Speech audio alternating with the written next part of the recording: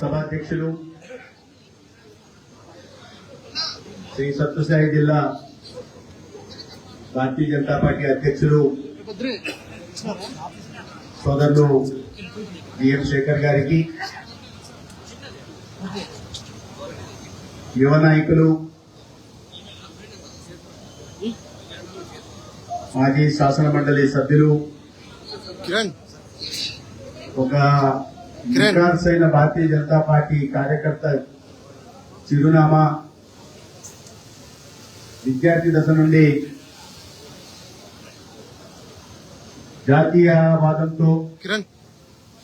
Party సిద్ధాంతం పట్ల చిత్తశుద్దితో నిబద్ధతతో పనిచేస్తూ ఒక సామాన్య కార్యకర్త నుండి ఇవాళ భారతీయ జనతా పార్టీ ఆంధ్రప్రదేశ్ శాఖకి అధ్యక్షులుగా చిన్న వయసులోనే ఎదిగిన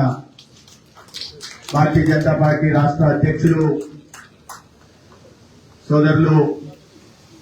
టివిఎన్ మాధవ్ గారికి, ఆదోని గౌరవ శాసనసభ్యులు డాక్టర్ పార్థసారథి గారికి, ఉమ్మడి అనంతపురం జిల్లాలో సీనియర్ నాయకులు, దశాబ్దాల పాటు పార్టీ ఉన్నతి కోసం కృషి చేస్తున్న మాజీ శాసనసభ్యులు పెద్దలు పార్థసారథి గారికి, అంబడి సతీష్ గారికి, యువ నాయకుడు ఇప్పుడే తన ఆవేశపూరిత ప్రసంగంతో ఈ సభా ప్రాంగణాన్ని ఉర్రూతలించిన సోదరుడు విష్ణువర్ధన్ రెడ్డి గారికి, ప్రధాన కార్యదర్శి బిట్రా శివనారాయణ గారికి, యువ నాయకుడు యువతలో ఇవాళ రాష్ట్రంలో స్ఫూర్తిని తిప్పుతూ యువమోర్చా విస్తరణకు కృషి చేస్తున్న సోదరుడు మిట్టా వంశీకృష్ణ గారికి, దళిత సమాజం తరఫున తన గొంతుకు నెత్తి వారి అభివృద్ధి కోసం కృషి చేస్తూ 5 సంవత్సరాల పాటు ఒక దళిత వ్యతిరేక ప్రభుత్వానికి వ్యతిరేకంగా పోరాడిన సోదరుడు గుడిసే దేవానంద్ గారు, సత్యసాయి జిల్లా బీజేపీ ఇన్ఛార్జ్ బాలకృష్ణ యాదవ్ గారు, మరొక సీనియర్ నాయకులు చంద్రమౌళి గారు, అరుణశ్రీ గారు, ఎంపీపీ మురుగొప్ప ఎంపీపీ ఆదినారాయణ యాదవ్ గారు, నాగోతు రమేష్ నాయుడు గారు, పోతుగుంట రమేష్ నాయుడు గారు, వేదిక మీద ఉన్న ఇతర సహచర కార్యకర్తలకి,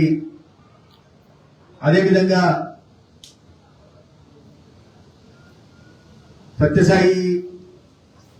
జిల్లా నలుమూలల నుండి వచ్చిన సోదర సహచర కార్యకర్తలకి, మరీ ముఖ్యంగా నా ధర్మవరం నియోజకవర్గ కుటుంబ సభ్యులైన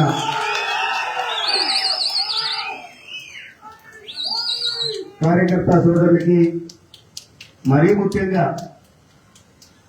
మహిళలై ఉండి ఉదయాన్నే లేచి ఇవాళ రాష్ట్ర అధ్యక్షుడు మన జిల్లాకు వస్తున్నారు, ఆనందంతో స్వాగతం పలకాలని చెప్పి ధర్మవరం నుండి బస్సుల్లో జీపుల్లో ఇక్కడ దాకా వచ్చేసిన నా అక్క చెల్లెలందరికీ కూడా నమస్కారం.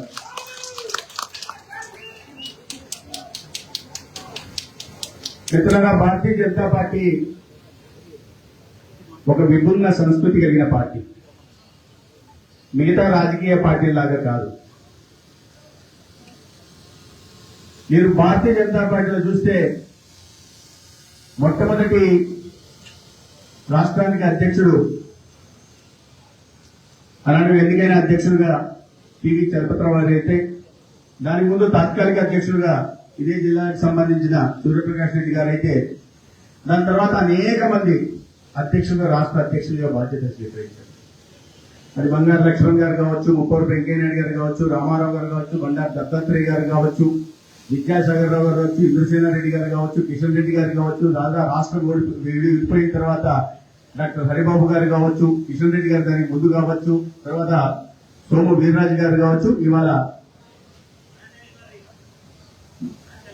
మధ్యలో ఇప్పటిదాకా పెద్దలు పురంధేశ్వరి కావచ్చు, ఇప్పుడు మాధవ్ గారు.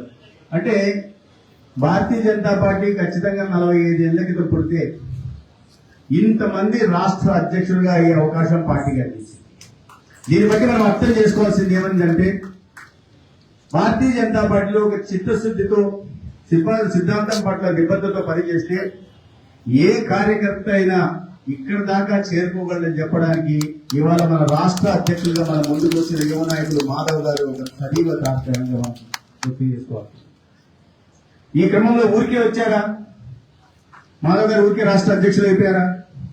కాదు. ఒక చిన్న కార్యకర్తగా సాగు వెళ్తూ ఆర్ఎస్ఎస్ నుండి ఆ జాతీయ భావాన్ని పొందుకూర్చుకొని ఈ శరీరం దేశం కోసం మనకంటూ ఒక అస్తిత్వం కల్పించుకోవాలంటే సమాజ సేవ చేయాలా, ప్రజల మధ్య ఉండాలి, ప్రజల కోసం పోరాడాలని ఒక సమున్నత లక్ష్యంతో విద్యార్థి నాయకుడిగా విద్యార్థి సమస్యల మీద కానీ, తర్వాత భారతీయ జనతా పార్టీ నాయకుడిగా అనేక ప్రజా సమస్యల మీద ఉత్తరాంధ్ర ప్రాంతం నుంచి రాయలసీమ దాకా అనేక ఉద్యమాలు నిర్వహించి అనేక పాదయాత్రలు చేసి ప్రజా సమస్యల్ని పరిష్కరించే క్రమంలో ఆ ప్రజల నుండి ఆదరణ పొంది తను విశాఖపట్నం నుంచి గ్రాడ్యుయేట్ కాన్స్టిట్యుయెన్సీ నుంచి శాసన మండలి సభ్యులు కూడా ఎన్నికయ్యారు. ఇంత శ్రమ, ఇంత కఠోర పరిశ్రమ దాదాపు 40 తన ఊహ తెలిసినప్పటి నుంచి 40 సంవత్సరాలు పైగా ఒకే ఒక సిద్ధాంతాన్ని నమ్ముకుని పనిచేస్తూ ఉంటే దాంట్లో ఆ క్రమంలో అనేక బాధ్యతలు వచ్చాయి, పార్టీలో అనేక రకాలైన పదవులు వచ్చాయి. ఇవాళ కూడా రాష్ట్ర అధ్యక్షుడిగా బాధ్యత వచ్చింది. తనకి ఇచ్చిన ప్రతి బాధ్యతకి న్యాయం చేస్తూ పార్టీని వాడవాడలా విస్తరించే క్రమంలో ఇవాళ రాష్ట్ర అధ్యక్షుడిగా కూడా వారు ఖచ్చితంగా తన సత్తాన్ని తన సామర్థ్యాన్ని నిరూపించుకుంటారని, రాబోయే రోజుల్లో భారతీయ జనతా పార్టీని ఆంధ్రప్రదేశ్ లో ఒక బలీయమైన శక్తిగా తీర్చిదిద్దుతారనే విశ్వాసం నాకు. ఇక్కడ ఎవరికైనా అనుమానం ఉందా?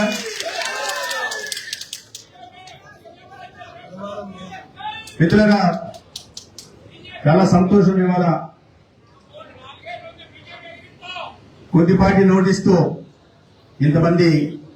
ఇవాళ సారథ్యం సభకి రాష్ట్ర అధ్యక్షులు గారు వస్తున్న సందర్భంగా స్వాగతం పలకడానికి వచ్చారు. ఇంత పెద్ద సంఖ్యలో కార్యకర్తలను చూస్తుంటే, మీ ఉత్సాహాన్ని చూస్తుంటే చాలా సంతోషంగా ఉంది.